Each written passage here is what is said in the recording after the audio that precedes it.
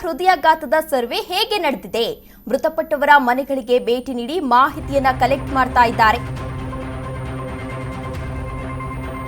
ಹಾಗಾದ್ರೆ ಹಾಸನ ಹೃದಯಾಘಾತದ ಸರ್ವೆ ಹೇಗೆ ನಡೀತಾ ಇದೆ ಅಂತ ನೋಡುವುದಾದ್ರೆ, ಮೃತಪಟ್ಟವರ ಮನೆಗಳಿಗೆ ಭೇಟಿ ನೀಡಿ ಮಾಹಿತಿಯನ್ನ ಕಲೆಕ್ಟ್ ಮಾಡ್ತಿದ್ದಾರೆ. 50 ಪ್ರಶ್ನೆಗಳುಳ್ಳ ಬುಕ್ಲೆಟ್ ಅನ್ನ ನೀಡಿ ಮಾಹಿತಿಯನ್ನ ಸಂಗ್ರಹಿಸ್ತಾ ಇದ್ದಾರೆ. ವರದಿಯಲ್ಲಿ ಹೃದಯಾಘಾತದ ಬಗ್ಗೆ ಉಲ್ಲೇಖಿಸ್ತಾ ಇದೆ. ಟೀಮ್ ಇಂದ ಉಲ್ಲೇಖವನ್ನ ಕೂಡ ಮಾಡಲಾಗ್ತಾ ಇದೆ. ಹಾಸನ ಹೃದಯಾಘಾತದ ಬಗ್ಗೆ ಸರ್ವೆ ಹೇಗೆ ನಡೀತಾ ಇದೆ ಅಂತ ನೋಡುವುದಾದ್ರೆ, ಮೃತಪಟ್ಟವರ ಮನೆಗಳಿಗೆ ಭೇಟಿ ನೀಡಿ ಮಾಹಿತಿಯನ್ನ ಕಲೆಕ್ಟ್ ಮಾಡ್ತಾ ಇದ್ದಾರೆ.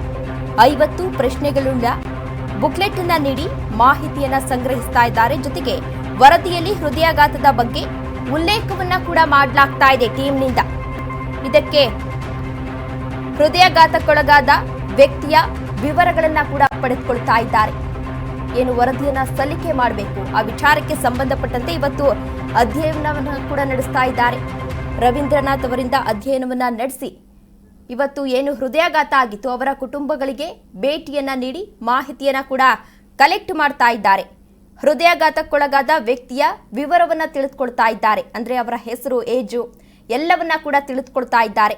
ಈ ಹಿಂದೆ ಯಾವುದಾದ್ರೂ ಕಾಯಿಲೆಗೆ ಚಿಕಿತ್ಸೆಯನ್ನ ಪಡಿತಾ ಇದ್ರಾ, ಈ ಹಿಂದೆ ಯಾವುದಾದ್ರೂ ಕಾಯಿಲೆಯಿಂದ ಬಳಲ್ತಾ ಇದ್ರಾ ಎನ್ನುವ ಮಾಹಿತಿಯನ್ನ ಕೂಡ ಪಡಿತಾ ಇದ್ದಾರೆ.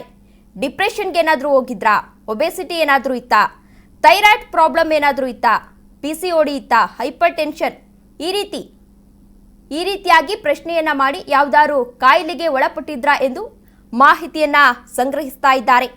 ಈ ಹಿಂದೆ ಕೋವಿಡ್ ಏನಾಗಿತ್ತು, ಅಂತಹ ಸಂದರ್ಭದಲ್ಲಿ ಅವರಿಗೆ ಕೋವಿಡ್ ಅಟ್ಯಾಕ್ ಆಗಿತ್ತಾ ಎಂದು ಪ್ರಶ್ನೆ ಕೂಡ ಮಾಡ್ತಾ ಇದ್ದಾರೆ. ವ್ಯಕ್ತಿಯ ತೂಕ ಎಷ್ಟಿತ್ತು, ಅವರ ಏಜ್ ಏನು, ಯಾವ ಸಮಸ್ಯೆಯಿಂದ ಬಳಲ್ತಾ ಇದ್ರು, ಈ ರೀತಿಯಾಗಿ ಪ್ರಶ್ನೆಯನ್ನ ಕೂಡ ಮಾಡ್ತಾ ಇದ್ದಾರೆ.